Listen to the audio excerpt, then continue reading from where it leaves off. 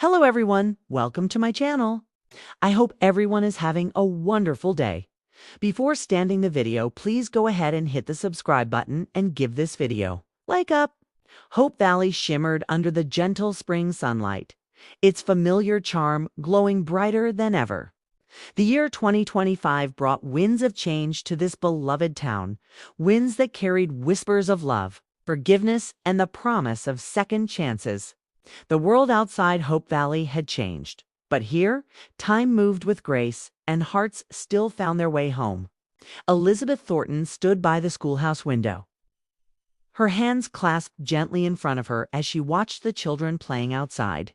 Their laughter echoed across the yard, reminding her how far the town had come since those early days when she first arrived as a young teacher. But now her heart carried a new kind of anticipation, a quiet, tender hope she could no longer deny. Nathan Grant had been patient. Too patient, perhaps. His love for Elizabeth had deepened over the years, ripening like a secret meant to be spoken but always held back. Ever since that winter evening when they danced together at the Hope Valley Christmas Gala, something between them had changed. Their connection, once uncertain, had now become something unshakable, an unspoken bond neither could ignore. But in true Hope Valley fashion, life never unfolded simply. The arrival of a new family had stirred curiosity all around town. The Prestons, a couple from the city, with 2 children and more baggage than they let on, had purchased the old mill on the edge of town. Rumors spread faster than wildfire. Some said they were investors hoping to modernize the town's economy, while others whispered they'd come to hide from their past. Rosemary Coulter, of course, had her own theory. Standing in the middle of the street, notebook in hand, she looked as determined as ever. "Lee, darling," she said, waving toward her husband, "I'm telling you, there's more to the Prestons than meets the eye. Mark my words, Hope Valley is about to become the center of a story worth printing." Lee chuckled, adjusting his tool belt. "Rosemary, my love, not every family that moves to town is hiding a secret." "Nonsense," she replied dramatically. "This is Hope Valley. Everyone has a story." And she was right.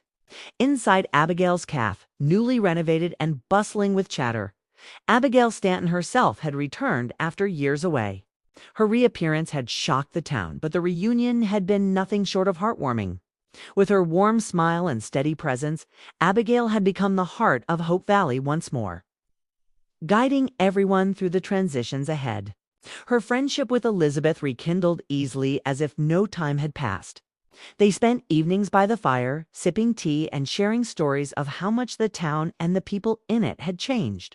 "It feels different now," Elizabeth admitted one night. "Hope Valley has grown, but sometimes I wonder if I still belong in the same way I once did." Abigail looked at her with soft understanding. "Elizabeth, you've always belonged here. But belonging doesn't mean standing still. It means growing with the people you love." Those words stayed with Elizabeth long after the fire burned low. A few days later, Nathan stopped by the schoolhouse to drop off a note from the Mountie office. His eyes met Elizabeth's, and for a moment, the world seemed to fall away. "You've been busy," he said, his voice carrying that familiar mix of calm and affection. "The new term always keeps me on my toes," Elizabeth replied, tucking a strand of hair behind her ear. They stood close, too close for comfort, as silence settled between them. There was something both wanted to say, and yet neither dared. It was little Jack, now older and more curious than ever, who interrupted. "Mr. Grant, will you teach me to ride again this weekend?" Nathan smiled warmly. "Of course, Jack, as long as your mother says it's all right." Elizabeth looked at them both, her son's bright eyes and Nathan's steady smile, and her heart swelled. The sight reminded her of what she'd been missing all this time. Not just love, but family, hope, and stability. Meanwhile, the Prestons were adjusting to life in Hope Valley, though not without struggle. Clara Preston, the mother, had a quiet sadness behind her smile. Her husband, Andrew, spent hours away, claiming to be working on business ventures that no one quite understood. Rumors began to swirl when bills went unpaid and late-night visitors were seen near the old mill. Rosemary, ever the journalist, began piecing things together. But what she discovered wasn't scandal. It was sorrow. Andrew had fallen into financial trouble before they arrived, and he'd brought his family here hoping for a fresh start. Instead of printing the story, Rosemary made a different choice. She helped. With Lee's connections and the town's generosity, Hope Valley once again came together in compassion, proving that its heart still beat strong. Elsewhere, new sparks began to fly. Faith Carter, having returned from her time in Union City, found herself drawn to a man she hadn't expected, one of the newcomers. A widower named Daniel, who'd taken up work at the livery. His gentle humor and deep kindness reminded Faith that love doesn't always arrive on schedule. But not every heart in Hope Valley was at peace. Lucas Bouchard, who had left the town months earlier after a painful goodbye to Elizabeth, was rumored to be returning, though no one knew why. When his stagecoach finally rolled down Main Street, the whispers began instantly. He stepped off the carriage looking older, wiser, and perhaps a little humbled. His eyes scanned the familiar storefronts, the saloon, the schoolhouse in the distance, and then landed on Elizabeth. Their eyes met, but this time there was no confusion. Only respect. Lucas approached her slowly. "It's good to see you, Elizabeth. And you, Lucas. Hope Valley missed you." He smiled faintly. "I missed it too. I thought I could start over elsewhere, but it seems Hope Valley has a way of calling you back." Their exchange was brief, but meaningful, the kind of quiet closure that Hallmark fans had long waited for. Later that evening, at Abigail's Cafe, the town gathered for a community dinner, one of those simple yet magical nights where laughter, music, and friendship filled the air. Rosemary sang, Faith played the piano, and little Jack performed a poem he'd written about the bravest Mountie in town. Nathan's cheeks turned pink as the crowd clapped and cheered. Elizabeth watched from across the room, her heart full. When the evening ended, Nathan walked her home under a blanket of stars. "I think Jack's poem was about you," she teased. Nathan smiled shyly. "He has a pretty good imagination." "Or maybe he just sees what I see," she said softly. The words lingered between them, and Nathan stopped walking. The night air was cool, but the warmth between them grew stronger with every passing second. "Elizabeth," he began. She met his gaze, eyes shining. "You don't have to say it. I know." But he said it anyway. "I love you." The words came out steady, heartfelt, the culmination of years of patience and unspoken longing. Elizabeth took a deep breath, her voice trembling just slightly. "And I love you too, Nathan. I think I always have." There, under the lamplight of Hope Valley's quiet street, their love story finally bloomed.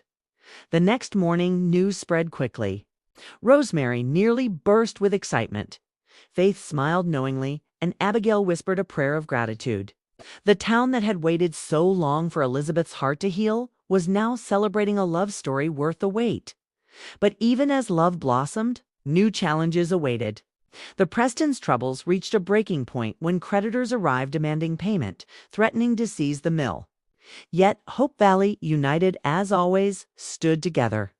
Lee offered to buy part of the mill to keep it running, while the town organized a fundraiser to help the family recover in the process.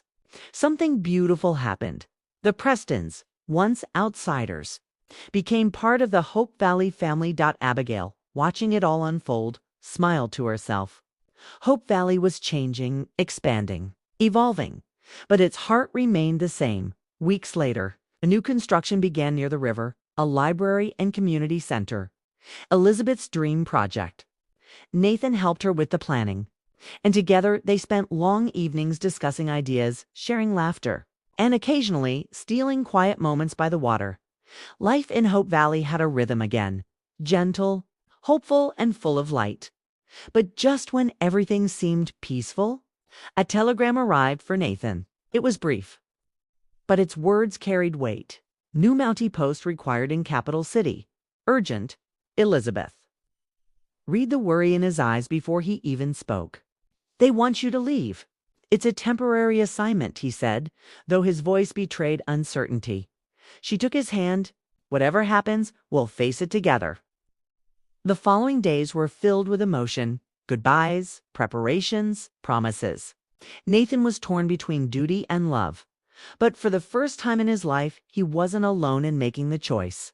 On the morning of his departure, Elizabeth and little Jack stood by the stagecoach. "You'll come back," Jack said, his voice firm with childish certainty. Nathan smiled. "You can count on it." As the coach disappeared into the horizon, Elizabeth held her son close, whispering softly, "He'll come home." And Hope Valley waited, because if this town had taught them anything, it was that love always finds its way back. Weeks turned into months, and letters began to arrive, long, heartfelt letters from Nathan, describing the bustling city and how much he missed the calm of Hope Valley. Each word brought Elizabeth closer to him, even across the miles. When he finally returned, it wasn't just as a Mountie, it was a